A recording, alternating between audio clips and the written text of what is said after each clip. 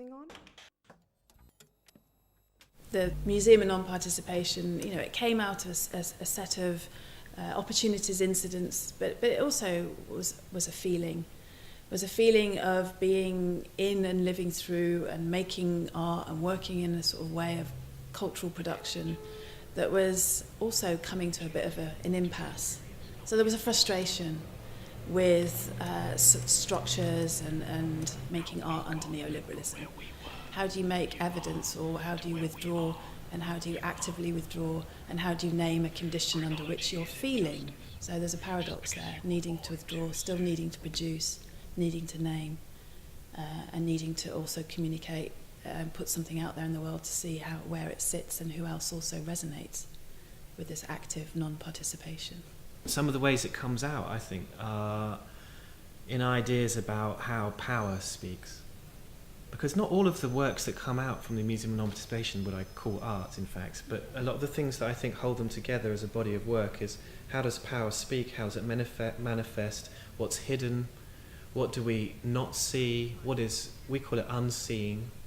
So what kind of conditions are we in where the way power speaks and moves and articulates itself, we almost either consciously choose not to see something, or we don't even understand the forcible frames that are determining what can be seen and what can't.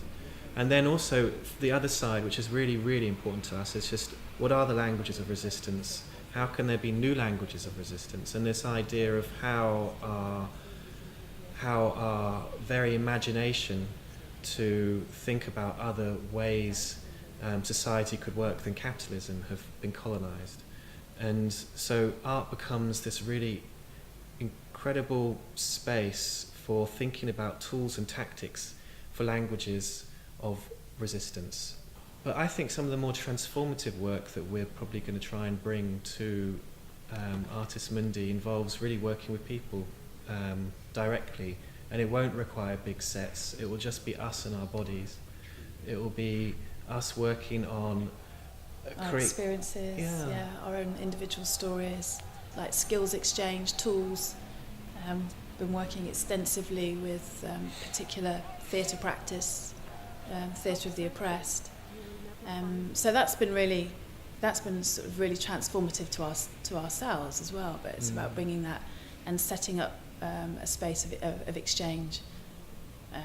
And also asking how can you present something to an audience where it's not only just the players who are non-actors working, but how can you set up a structure where the audience themselves start to pick up the ways to bring themselves inside a performance? So how can you make a whole discourse go higher and higher and higher in such a way that sometimes it starts from speaking like this, but also it can move from the body to speech.